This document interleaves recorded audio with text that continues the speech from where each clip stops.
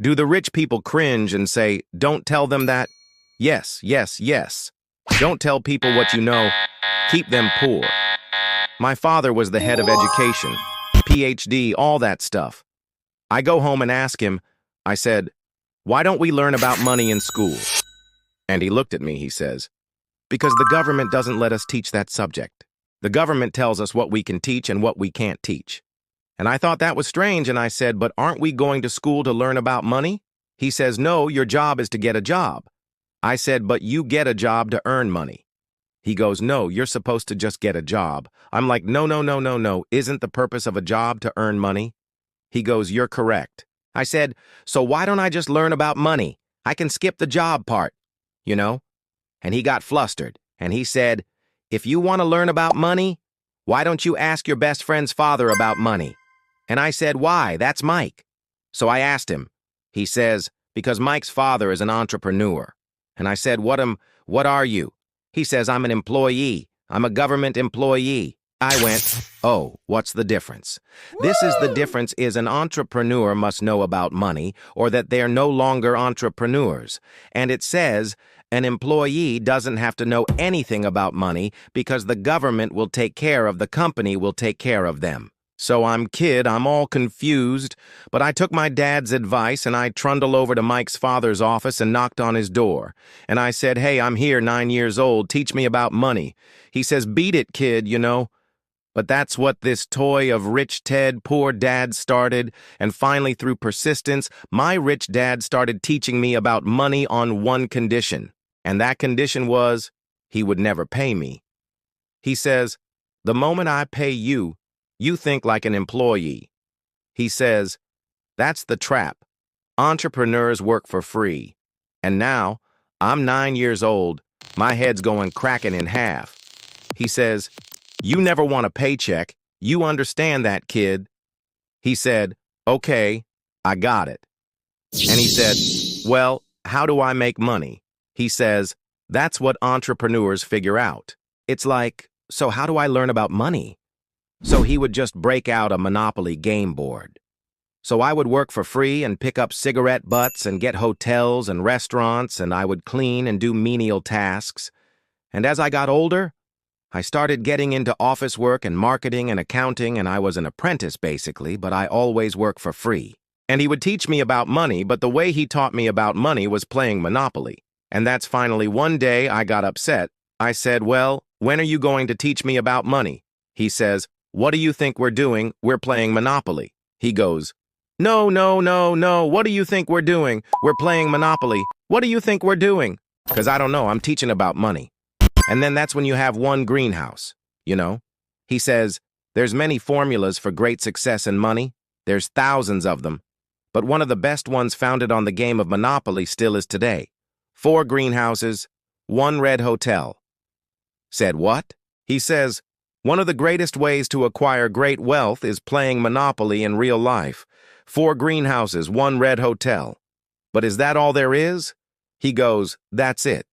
And he says, "What do you think I'm doing?" And I went, "I don't know."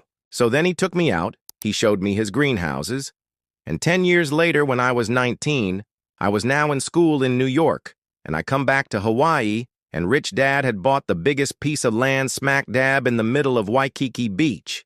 And when you go to Waikiki Beach today, you'll see the Hyatt Regency Hotel. That was his hotel. Just like the game of Monopoly, acquired assets and they became bigger assets. He just kept what's called an assemblage because that property wasn't that big at the time. So you had to buy out all the small guys because Waikiki was a little dirt about a little town. So he'd buy out this shop owner and buy that shop owner, and it took him a while, but he finally assembled this large piece of property, and then he and Hyatt put up this giant hotel, you know. And it just sold for $800 million. So that's how I learned about money. I've had financial crashes, I've had people stab me in the back, but they are all good because I grow from it. That's spirituality.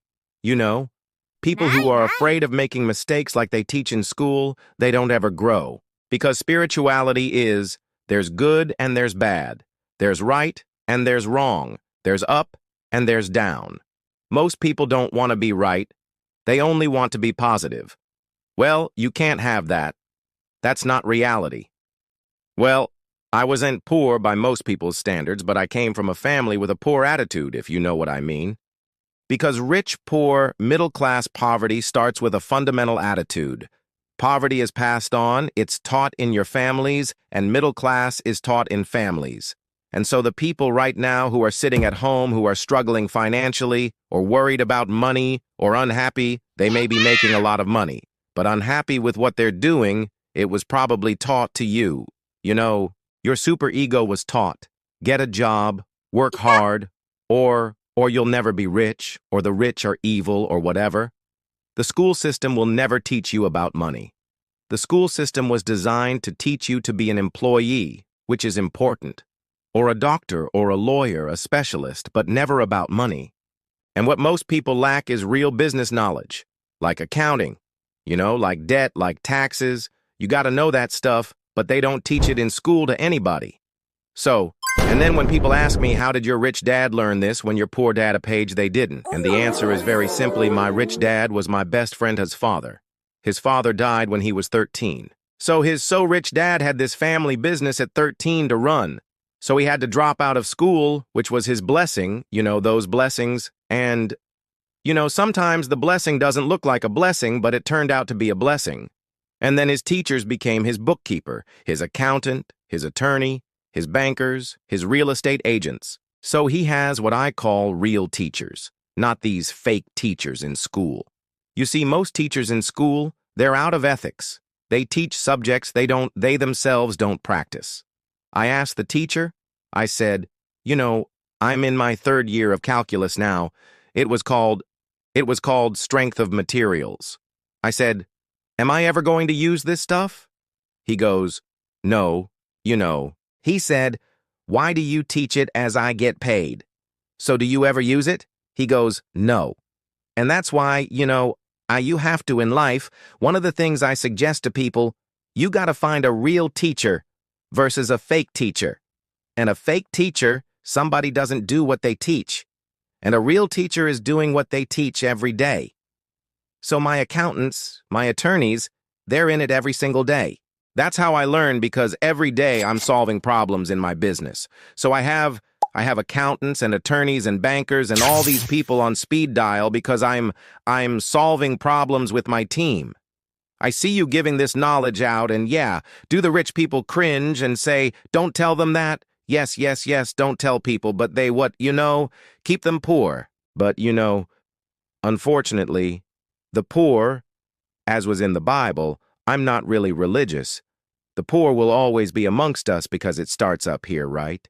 It's that fear mentality. It's in their words, and the words become flesh. I'm not really religious. I flunked out of Sunday school also. But when they say I can't afford it or I can't do that, they go down. They become what they say. My PhD daddy says, what do you think I am made of money? I can't afford that. And my rich dad would say, that's why he's poor. Poor people say, I can't afford it, I can't do that. I don't have time because this is escape. It's an escape. You know what I mean? It's easy to say I can't afford.